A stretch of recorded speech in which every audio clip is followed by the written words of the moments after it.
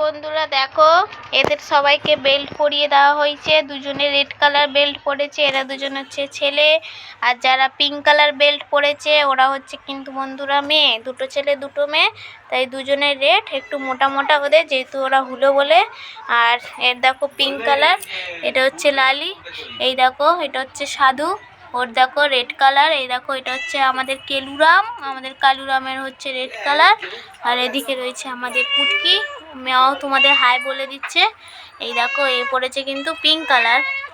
দেখো তোমাদের সবাইকে মেয়াও মেয়াও করে বলছে। দেখো দু হাত তুলে বসে রয়েছে, কত সুন্দর। দেখো কত সুন্দর তোমাদেরকে হাই হ্যালো করছে।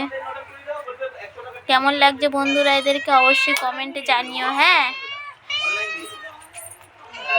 কিছু বলবি তুই? কিছু বলবি? কিছু বলবি না? এতক্ষণ ধরে বলছিলিস।